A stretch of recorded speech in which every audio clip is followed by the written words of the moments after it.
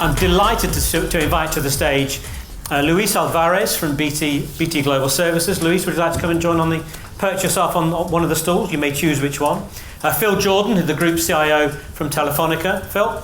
Andy MacLeod, the CTO from Vodafone here in Europe, Middle East and Africa. And Peter Kelly, you've already met from Virgin Media Business. First of all, guys, thank you very much. I know you're very busy people. It's fantastic to have you here.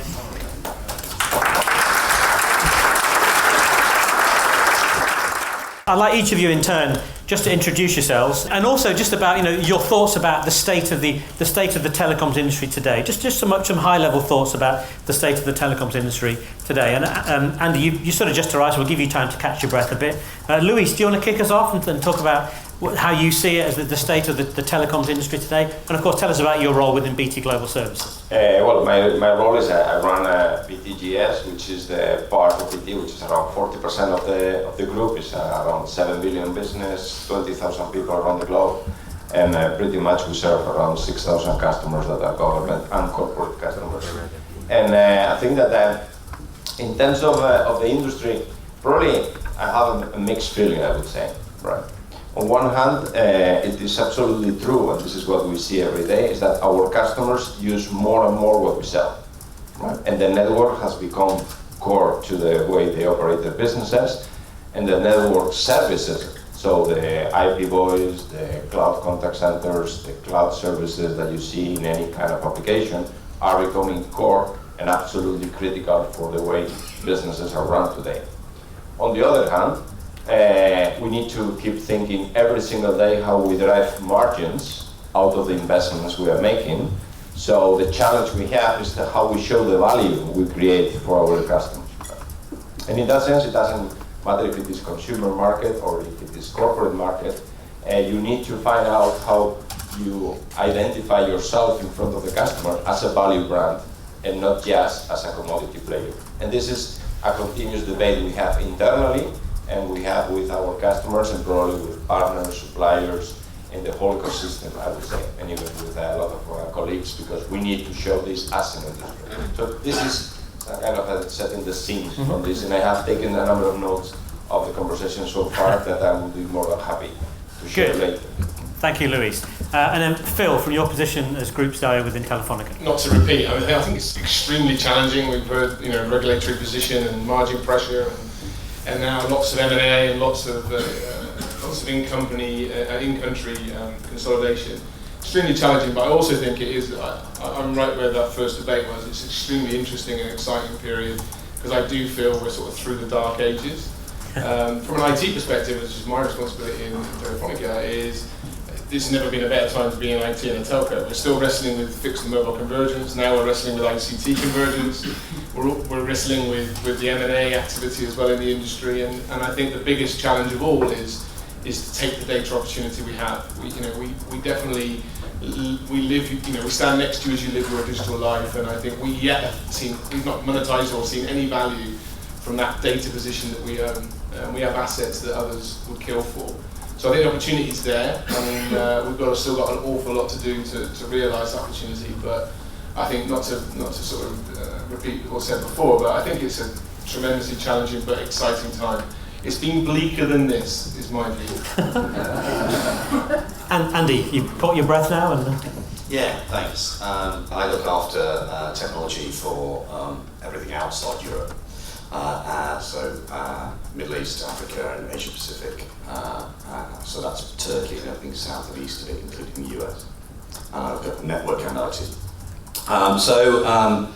It's a fantastic industry to have been part of for 30 years. I mean, it's great. We've made a massive contribution to people's lives, the way they do their work and all that good stuff. So actually, I'm deeply positive about it. In terms of the structure of it, I think I'm, probably with the rest of the panel, not unsurprisingly, I think we're in a different space. I think convergence has not only happened at a technical level, but it's happened at a product/services level and at a distribution level in the industry. So the whole thing's becoming increasingly complicated in how what was sort of generically the IT/web kind of world is colliding with the traditional sort of telephony and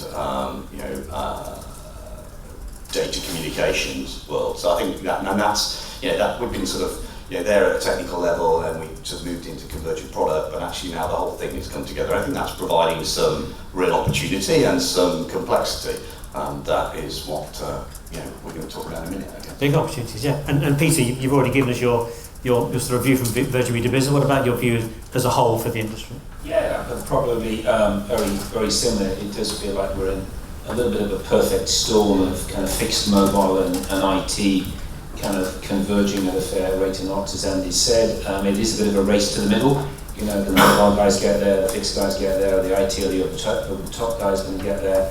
We're all trying. And of course then I think from an industry structure perspective, there are those that would love to come and get a free lunch.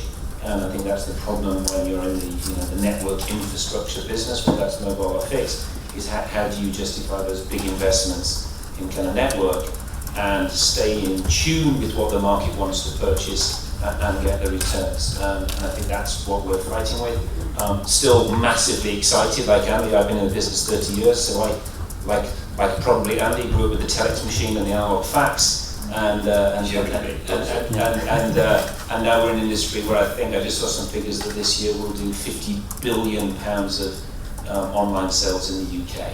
£50 billion of purchases over the internet, which clearly didn't exist kind of 30 years ago. Probably the bit I'm most excited about, not to repeat any of this morning's stuff, it is around digital transformation and new ways of working. Having had a chance recently to spend a fair bit of time with some Generation Ys and some millennials coming through, I think the way they want to live their lives, and in particular how they want to work, is going to have a massive influence on how we drive services, and that's probably one of the things I'm very excited about. Aren't we all jealous? Yeah, if only. Yeah. In fact, I thought when you said the massive, I thought you were saying massive margins people were looking at rather than massive investments. Which of course is, and I often used to draw a picture for the broader digital ecosystem and saying it's like animals in a field looking over the fence at each other's pasture saying, that telco grass looks really lush. And actually the barriers have come down and everyone seems to be entering into everyone else's area. So the first question, and we entitled this sort of the C word, the C-level discussion. And the question to you is, when you're sitting in your various board discussions, what is it you talk about most? Luis, do you want to start us on that? Well, I think that probably the first thing we talk about, clearly, probably there are 5 things we talk about. One is clearly performance, business performance, right? So we need to look at making sure that we keep making a return from our shareholders and that we generate cash to reinvest in the business. And I think that is one of the critical discussions we have. The second one is clearly around customers. And we are spending now a significant amount of time looking to the customer experience, customer journeys, right? We have created a new job that is the customer chief officer that is creating a little bit of a revolution on the way we look to our relationships with our customers.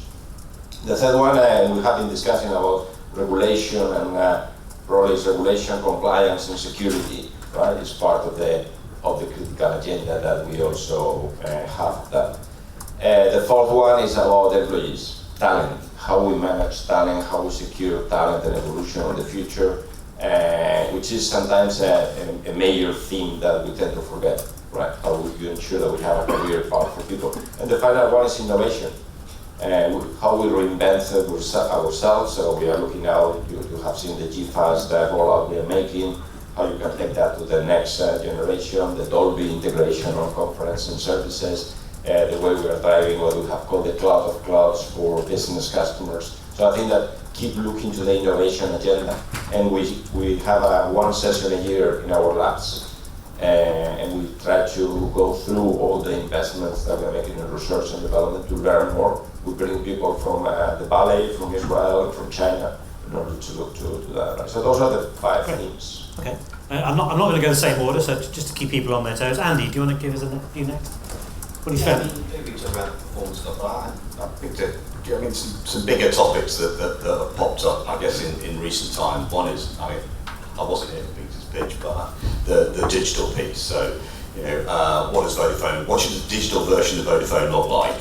Right? And if Google owned Vodafone, what would they do? Right? How would it change? And that's a big topic of discussion because it relates very much to Peter's comment about the customer groups that are out there irrespective of which bit of Vodafone you're in, those groups become dominant. Some of the markets I've got, they're the majority of the customers.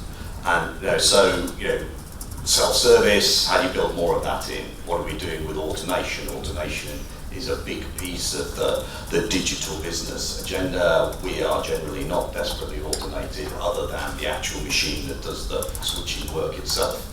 We've moved from people with plugs and sockets, luckily, but the whole rest of our business, which is the majority of people, right, it needs that. Agile, which is not a word that's normally associated with phone companies, but internally, how do we make ourselves both internally more agile, externally more agile? And I think the last one to me, is an important one, which is a cultural one, relates to skills. So clearly it's a whole bunch of skill stuff there, but it's this change of mindset from being engineering-led to being design-led. And a designer is trained to look at utility, usability, right, appearance and engagement. Appearance means beauty, engagement means is it fun, right? As equal attributes when they start the exercise of design. I was, unfortunately, like many of you in the room, trained as an engineer. Right? I look at utility, and by the end of the exercise, you might get 10% of usability, right, in the thought process that has been baked into the machine and the people and the skill sets that we have. And I think one of the big differences between us and the digital world is it's dominated. I don't say dominated. It has a very large chunk of design-led DNA within it, and that's something that we need to build into our organisation. Right across it, right, in a way that we don't have today. Great. Phil, all yours. Two observations. One, from my experience, it varies wildly. The operating company level, the dialogue is as Lewis is describing, I think. At a group level, we're sort of surrounded by CFOs and management consultants, so we spend a lot of time talking about business performance and numbers. I guess my other observation is it's changed. I think changed dramatically in the last, 2 years. I would have said now we spend more time talking about transformation than we do about business performance at a group level. And I think that's about a strong realisation that we have to change that came around a couple of years ago. We spent too long talking about M&A and managing the process of integration, and that's partly a regulatory issue that I didn't raise earlier. It can take us 18 months to integrate 2 businesses in Europe, which is ludicrous. So we spend a lot of time worrying about that and managing that process. But I think transformation dominates the agenda now, and that transformation is obviously on the network side in terms of switching off and modernising the networks and making sure that we take the opportunity of ultra broadband and fibre in Latin America and Europe. But it's also very much a company transformation of processes and systems, as Andy was referring to. Driving automation, driving personalisation, driving multi-channel, as Peter mentioned earlier. So. And then I think part of that transformation dialogue does touch a lot on skills. One of the KPIs that our chairman knows better than most now is the number of people in our company who understand and can operate with data algorithms. Believe it or not, that is a KPI that he knows and he tracks himself personally. So I think there's a big change, and that's what gives me optimism actually about the future. That it's not a business now. Our business is not a business now that's focused at a group level purely in numbers. It's focused on the future of the industry and the future of our business. So next time I get to interview Aliette, I can ask him what his favourite algorithm is. You to ask him that. And Peter, now obviously you worked on the equipment side, you worked on the supply side with Vodafone before you joined Virgin, and now part of this big Liberty group. I mean, how is that discussion different? I mean, similar to the point that Phil's making about an OpCo level, huge amount of agenda items around the transformation of Virgin Media in the UK. Obviously, we've not built network for 10 years, so you can imagine Project Lightning gets a lot of airtime at the board table, learning how to use the shovel in the industry and getting those fibres in the ground. But likewise, transforming a huge amount of legacy IT. The cable companies came from a very different place, and therefore that is an ongoing agenda item. I think the other aspect, though, is with now a new parent in Liberty. I think it's fair to say Liberty is now trying to become a global company. I mean, the likes of Vodafone and BT have been global companies for 20, 30 years, and in Liberty being much more of a conglomerate of opcos. I think now Virgin is trying to become much more of a global asset, and of course that brings with it joys of group discussions and scale efficiencies and all of that good stuff. But at the same time, goodness as well, in terms of when a group of executives that lived their whole life in the UK, in the UK world, and now can share openly with the likes of Belgium, Switzerland, Germany, and Holland some great insight. So I would say that's the two big dynamics. The one that, in fact, increasingly being a Virgin company, which was always there in the past, but has very much come back to the fore, is very much about our employees. I think as they've gone through this journey, I think it's been mentioned by Louis that getting your employees' heads in the right space and taking them on this journey, and we do spend a fair bit of time around property and facilities and the IT that they've got and the environment and the way in which they work, and that's an important part of this equation, both at an OpCo and at a global level, about the headspace of your employee base. So we do discuss that quite a bit. And do you feel there's more emphasis on the consumer side of it because of Liberty's heritage? Of course, being a B2B guy, I'm equally balanced, got a chip on both shoulders. I often sort of say, having been a Vodafone, we are 20% of the total. So yes, of course, is it dominated because it's 80% of the revenue and the investment, and therefore the discussions around content with BT Sports and Sky does tend to kind of dominate. However, I do think there's a growing recognition, certainly in Liberty, and I think to some extent from my history in Vodafone, is just the importance of the B2B within the mix. And therefore I do think the B2B star is brighter on the radar than perhaps it was a few years ago. Very interesting. Now, Phil, you sort of slightly stole my thunder for the second question, which is around how do you as a board learn about what's innovation and what's happening in the industry?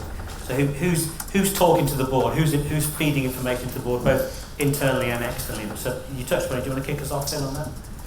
I mean, generally speaking, I think one thing that, again, we've talked about this before, I think one thing's changed. I see, as a technologist and interacting with boards, and the three of us have all worked together in the past, and I see boards a lot more engaged and knowledgeable about, I mean, this wasn't always the case, right? Let's be honest, in telco, getting someone to understand a network was a challenge, but trust me, getting them to understand IT was impossible at times. But I think that's really changed. I think people's understanding of the digital, the expectation of digital capability has really changed. So I think, first of all, the board members are a lot more open and a lot more engaged in the topic, which is, we're halfway there. So I think, and then we are using a combination of references. We had Singularity with us last week. If you don't know, Singularity is a university on the West Coast. Excellent, disruptive, innovative thinking and talking. I think that's at one end of the spectrum to open minds in our leadership team and leadership community. And then we're running a lot of dialogues across the company, running into a big summit that we have at the end of this month. And it's almost all about innovation and technology, enhancements and how we change the business. So it's a combination of internal and external references. There's still too much reliance, I think, on some of the high-end consulting firms who frankly not necessarily bringing the latest thinking. I think I really enjoy the interaction we have with Singularity, because I think it was almost disassociated from our business today, but with the rules of exponential change, all that they were talking about is coming our way as an industry, and I think that's a great way to open minds. But I think we're halfway there now that we've got a board that wants to really engage with digital and technology. Okay. Andy, within Vodafone, who's influencing that top table? Who's talking to you and how you find luckily we don't have the curse of the consultants nearly as much. Victoria has a view on that.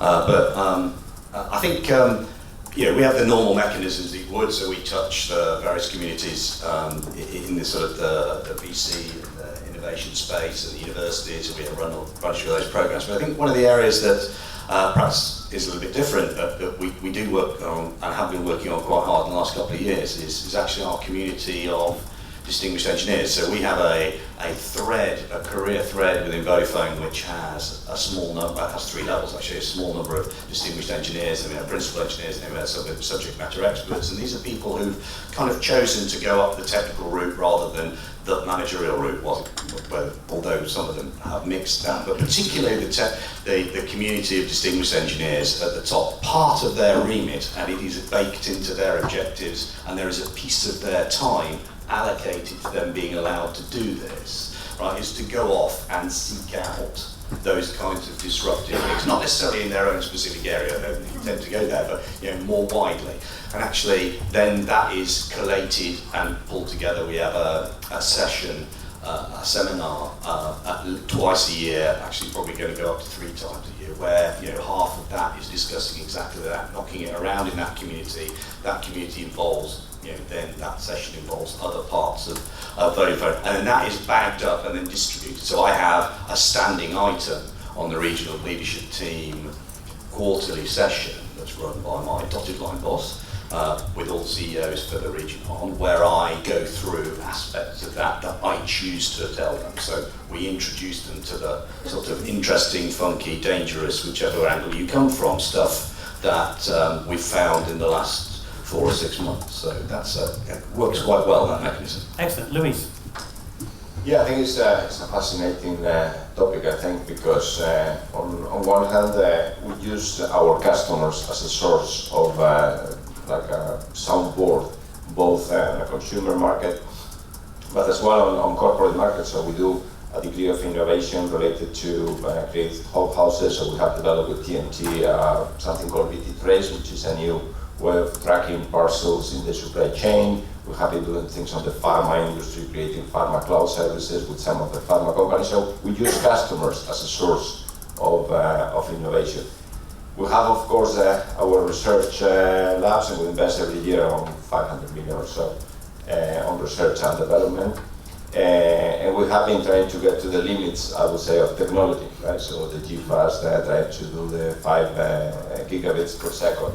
On the high definition TV, being able to do the 4K. Now we are trying to do internally and externally. We are scouting a number of companies also, trying to learn what is happening.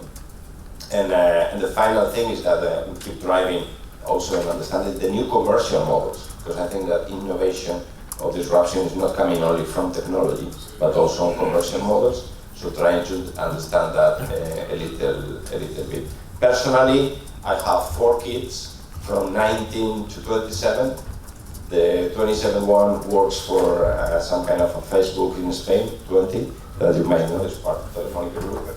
And my second one works for Amazon, so I have my own Alvarez labs. I have a focus group too. Your own standard. I think that's the beauty of it, isn't it? We all have. And Peter, just quickly comment on that, I'm sure you have. Yeah, very sort of similar things. Obviously, we're using a lot of external research. Like this, we do spend a lot of time actually listening and talking to our customers, and interesting that it's not just a very large enterprises with large IT departments who are very opinionated about what they want, but actually often the very smallest companies. You go down to Tech City and speak to some of the 2 and 3 man bands down there, and they're highly opinionated about what the future looks like. So I think that's certainly a rich source of input at the board table. I think the second one is we do listen to our technology vendors. I mean, obviously, they're in the business to sell stuff. The likes of Cisco and Huawei and Avaya and IBM and HP. These guys have got huge investments in the future and exploration labs, and therefore we do listen to them. Don't hide with them, but we certainly listen to their view of the market. Old habits die hard. Yeah, that's right. So that's an interesting source. We also, as in all big companies, it's amazing how your own employees have got an angle on the future, and therefore, you do have to give, and we do give in various sessions, various mobile expertise or fiber expertise or hosting expertise, people in the company who know their stuff, an opportunity to come and present. And then the last one, just building on Luis's story about listening to your children. We did a bit of work recently with Generation Tech, where we brought school children in on a full-day session with Branson, and they had to paint their picture of what technology was required in the future in the classroom. And when you listen to 9-year-olds and 10-year-olds, 10-year-olds, what they think they need, that was just, we just take notes. I mean, it was free consulting, but some of their insights about what kids see as tech in schools and what they need, again, just gems of insight that you can bring back to the table. Once you've had all that discussion at the board level, how do you get that message down through the organisation? Because you all work for very large organisations, and we know you may have that interesting discussion at the board level, but how do you disseminate that? One of my favourite examples in a recent piece of research I did with Keith Willis at the TM Forum was looking, and Turkcell, the then CEO, said every internal presentation has 2 slides to begin with, both about the customer insight and what we've seen about the customer. So how do you disseminate that thinking throughout the organisation? Phil, you can start. Yeah, I mean, this is a huge challenge for a business of 130,000 people. Repetition is important. I think we're extremely consistent now about how we communicate. Also, I think we have a chief operating officer who's a very evangelical technologist, which I think helps. So he personally spends a lot of his face-to-face time with different parts of the business talking about technology.